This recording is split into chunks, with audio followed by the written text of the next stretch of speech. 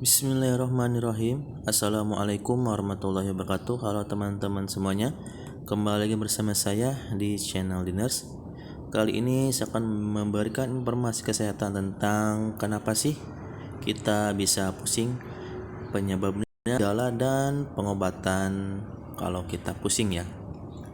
Yang pastinya bukan karena uang pusingnya, jadi ada gejala-gejalanya ya. Sebelum memulai, teman-teman bisa klik like, share, comment, and subscribe agar channel ini terus bermanfaat dan teman-teman juga bisa mendapatkan manfaat dari channel ini. Baik, terima kasih. Langsung aja kita bahas sih, kenapa kita bisa merasakan pusing.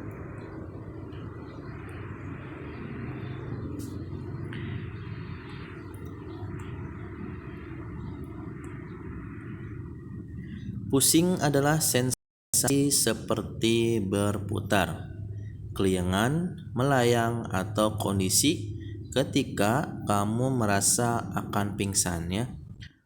Juga bisa terjadi pada siapa saja dengan sensasi yang berbeda pada setiap orang. Jadi pusing itu berbeda-beda ya skala nyerinya.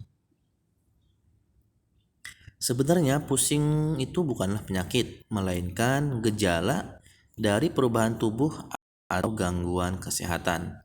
Pusing menjadi gejala yang sering muncul, tapi seringkali tidak berbahaya. Meskipun demikian, pusing tetap perlu akan ke dokter. Terlebih jika terjadi pusing itu ya secara terus-menerus.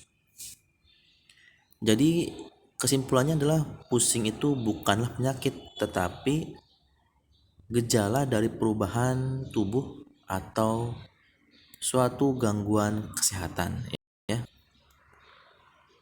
Nah, gejalanya apa sih pusing? Pertama kali yaitu kehilangan keseimbangan atau seperti melayang, keliengan atau berputar-putar ya. Terus kepala terasa sangat berat atau berat, merasa kondisi di sekitar berputar, dan pusing juga dapat terjadi secara mendadak atau bisa juga perlahan. Bisa hanya singkat ataupun berkepanjangan. Gangguan kesehatan ini pun dapat bertambah buruk saat berdiri, berjalan, duduk, menggerakkan kepala ataupun berbaring. Pusing juga bisa diikuti dengan gejala lemas, perut mual muntah, dan keringat dingin. Karena sinyal dari atau merasa pusing itu ya berbeda-beda, jadi dalamnya pun pasti berbeda ya. Ketika berdiri ya dapat bertambah buruk, berjalan, duduk, atau menggerakkan kepala ataupun berbaring. Apa sih yang jadi penyebab pusing tersebut? Pusing jarang terjadi karena sesuatu yang membahayakan. Pusing terkadang terjadi karena perubahan pada sistem tubuh yang kompleks, seperti hamil, bangun tidur, setelah olahraga, ataupun saat perempuan mengalami menstruasi. Beberapa kondisi berikut ini disinyalir bisa mengakibatkan pusing. Di gambar ada orang yang vertigo ya, yaitu ditandai dengan sensasi tidak seimbang atau sensasi berputar yang luar biasa. Jika sinyal telinga tidak cocok dengan apa yang dirasakan mata dan saraf laporkan, maka otak akan menjadi bingung dan menyebabkan vertigo ya. Ini saraf otaknya bisa jadi terganggu juga ya. Gangguan pada telinga ya. Gangguan pada telinga dapat mengakibatkan pusing atau vertigo.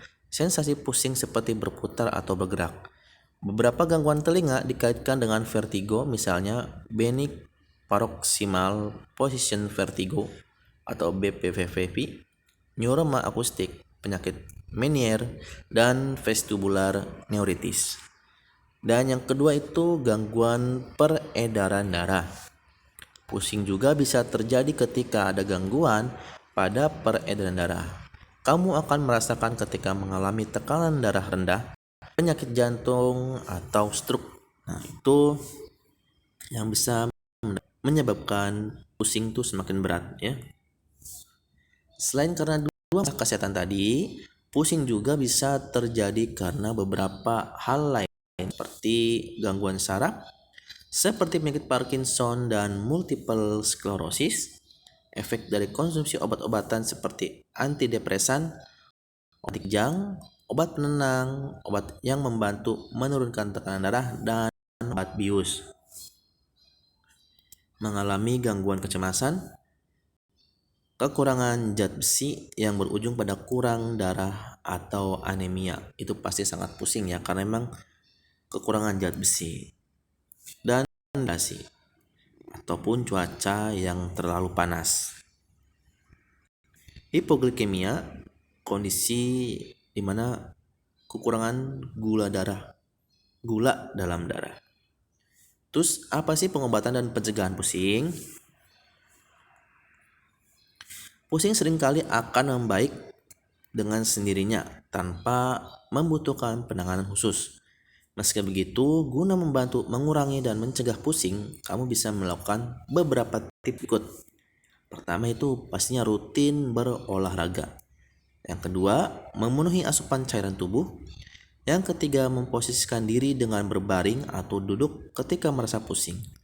Apabila kamu mengalami vertigo, berada pada ruangan gelap dan pejamkanlah mata guna mengurangi gejala. Hindari konsumsi kafein dan alkohol serta tidak merokok. Diet rendah garam bisa membantu mengatasi penyakit Meniere yang menjadi salah satu penyebab pusing. Jika nih obat pusing tidak membaik ya, dokter mungkin akan memberikan beberapa pilihan obat berikut ini. Yang pertama itu obat diuretik untuk penanganan penyakit Meniere, obat antihistamin dan antikolinergik untuk mengatasi vertigo dan mual, dan obat untuk mengurangi kecemasan. Jadi pusing itu bukan penyakit ya, melainkan tanda di mana tubuh kita ada sesuatu penyakit atau yang mengganggu kesehatan. Oke teman-teman, itu saja informasi dari saya. Semoga bermanfaat. Jangan lupa klik like, share, comment, and subscribe. Terima kasih, Diners. Assalamualaikum warahmatullahi wabarakatuh.